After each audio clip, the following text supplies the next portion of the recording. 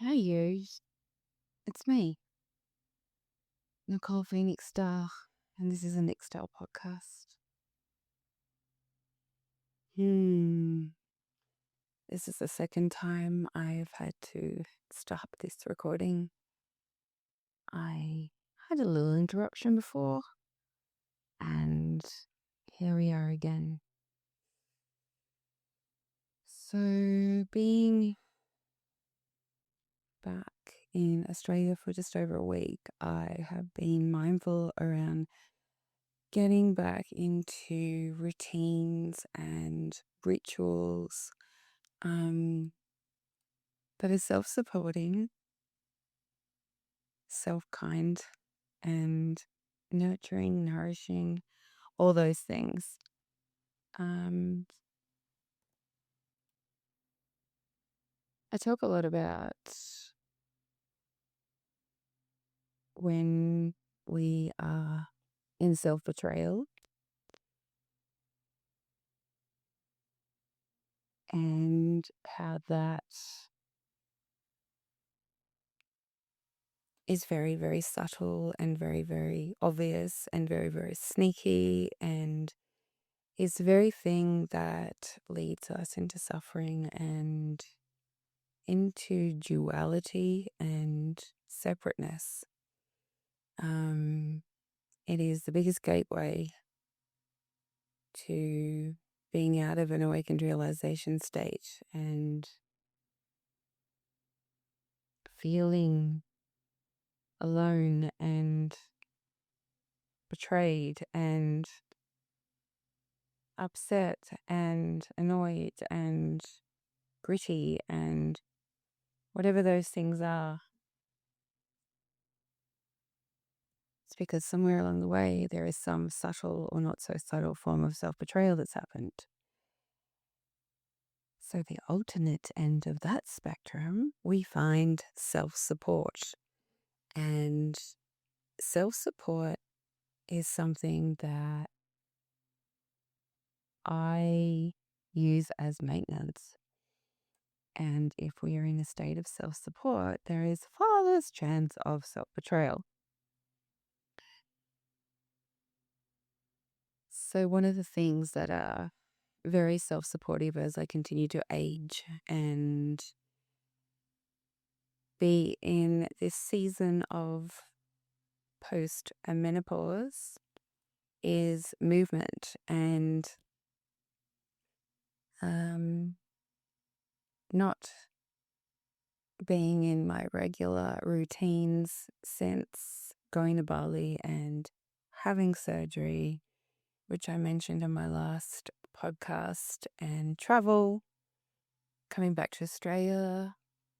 I was ready for the next season of movement and coming back into strength training and weights, because I haven't had access to weights for several weeks, perhaps even months. I just had a couple of pop-ins at my parents who have a gym on site in their apartment building where I've used the weights room there, but not consistently. And that is all okay. Like, I have no attachment to having to do weight training all the time. I flow with the seasons. I travel with weighted bands. I walk. I do functional fitness, online free videos, YouTube, also known as quick minutes, also known as fascia movement, all the things. Anyway, I took a minute to get over my bumpy re-entry into Australia after not sleeping at all on the plane overnight flight because I was too busy having a in-chair rave to the playlist I found on my downloaded Spotify, and was not tired and was dancing in my chair very subtly and not disturbing anyone around me. Anyway, um, so I started just doing some stretching, some yin yoga, a little bit of walking, not pushing it. Yesterday I did my first strength training, and that was amazing. I loved it. But the day before, I was out on a walk and I was listening to a podcast, and in the middle of the podcast, somewhere the guy who was talking said, you are just one workout away from getting back on track, and you're one meal away from getting back on track. And I was like, you know, that's really funky language, but the premise is so true. Like, I didn't get off track. Like, I just am not rigid and I flow with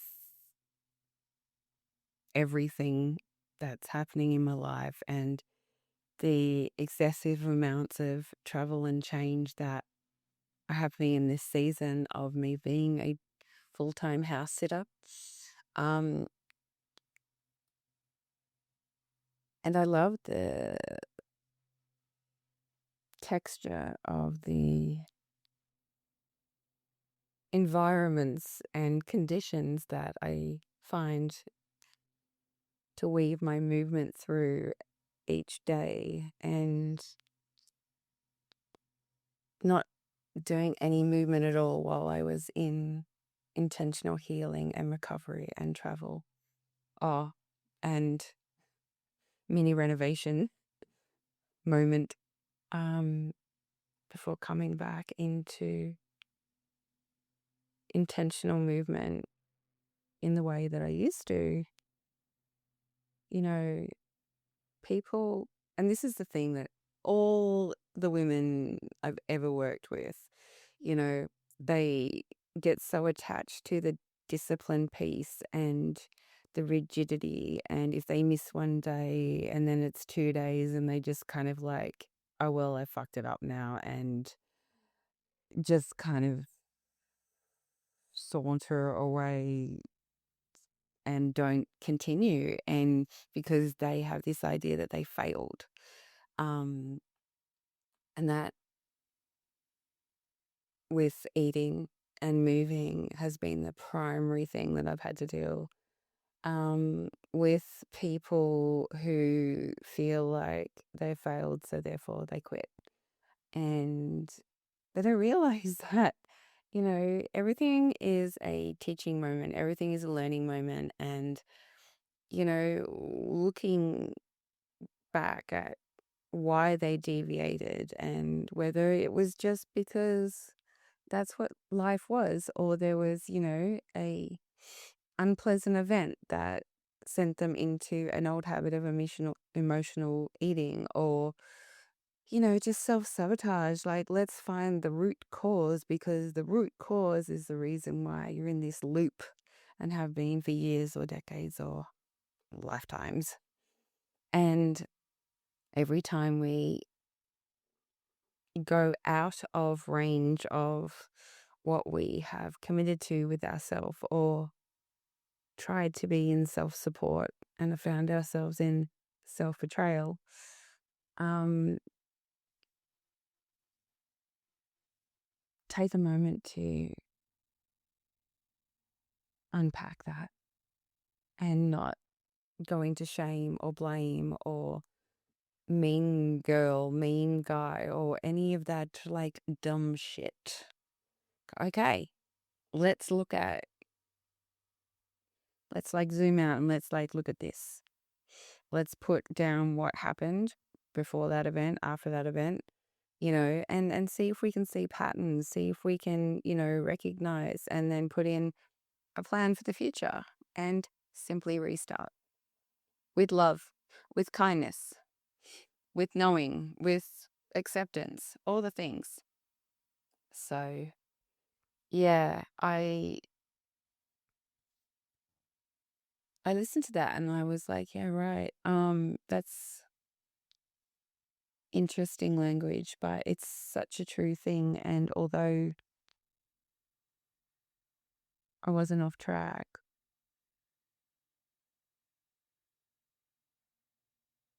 most people find that thing a failure point and don't get back on their track. And that kind of brought me to this conversation today. I know it's so fascinating that I was having this conversation with an old friend of mine who's like a performance coach type dude when I was in Bali around my impeccability around my health and wellness and how I never like get off track, or I certainly never fuck up, and I certainly never let myself down. Um, if I was to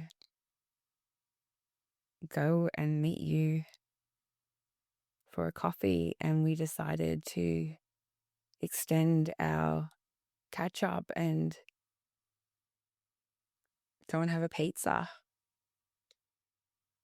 then I would simply do that and just adjust the next day, or just adjust a little the next day and the day after, and just resume, because you can have anything you want if you just adjust around it. Anytime that I plan on eating big or eating out or eating something, I planned around it and I do it weekly. Once a week I eat whatever I want, and that's in my weekly calorie bank. Um, because, over a week, you can just skim off some days and add on the other days and just move it around. Doesn't make any difference. It's when you do have those big days and then think, I've screwed it now, and then just continue, that the rails completely come off. Um,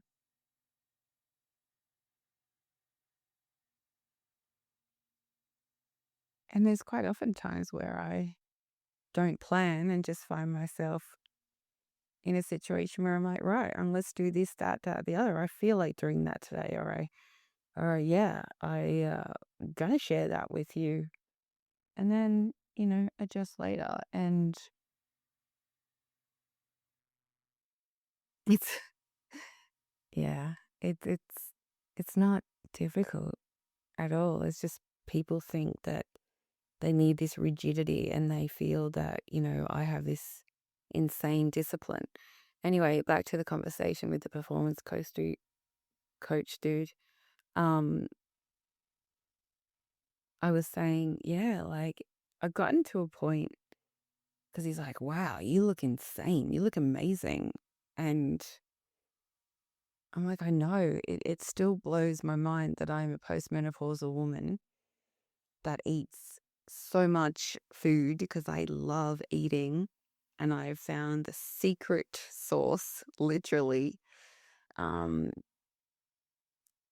and, you know, low calorie, nutrient dense food. It's simple.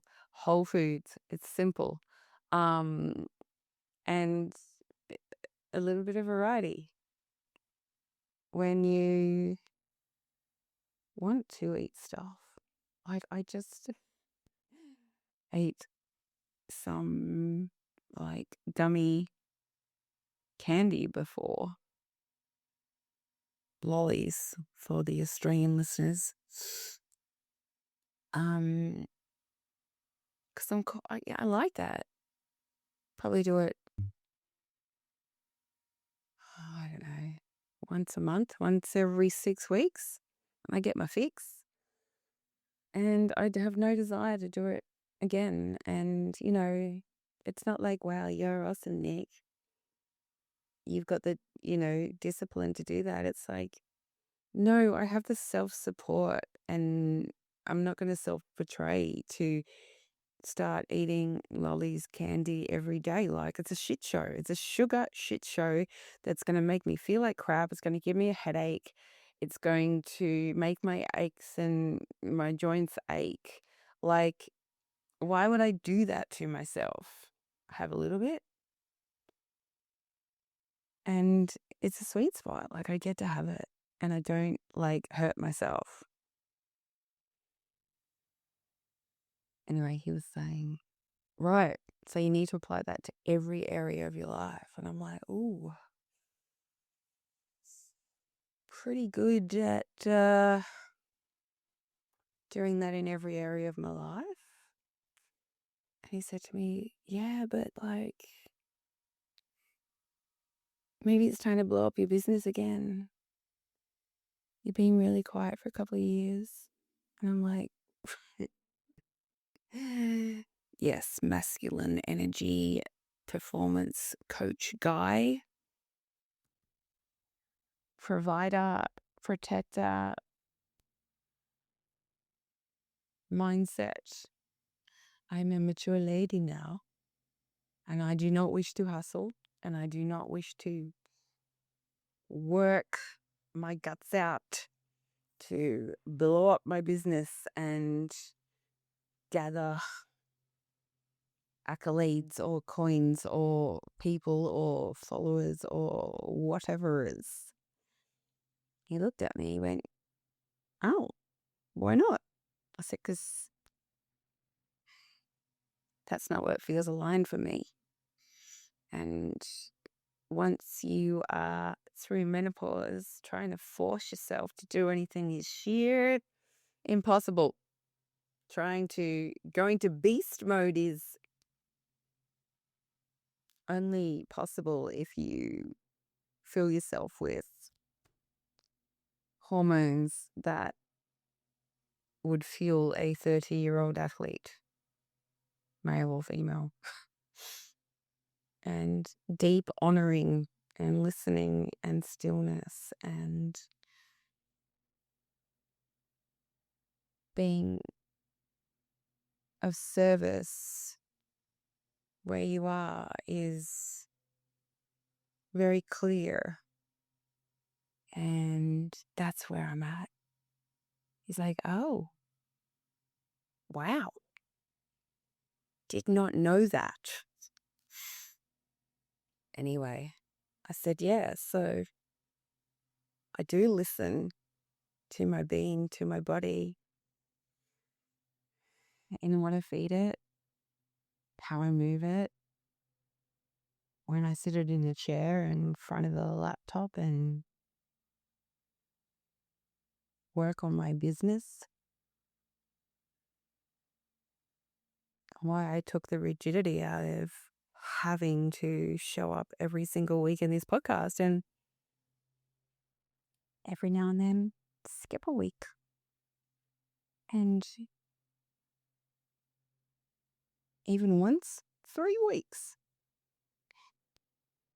It happens. And that's okay. The world still keeps going and no one died. Well, people die all the time, and that's the nature of the beast, of this thing called life.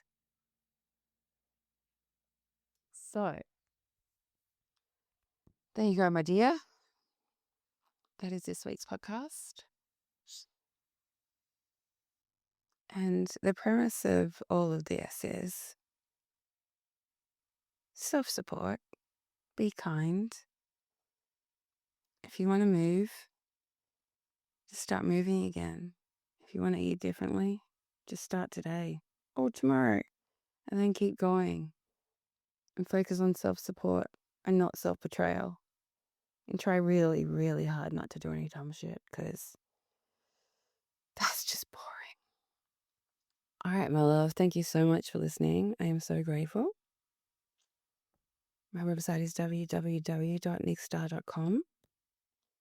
And I will be opening up for a couple more spots now that I'm back in the lands of Australia for some one-on-one support work. If you want to work on your wellness or maybe your spiritual evolution or simply your life. Because really, there isn't that much difference between the whole thing. Reach out and we can have a starter conversation. Thank you so much, love.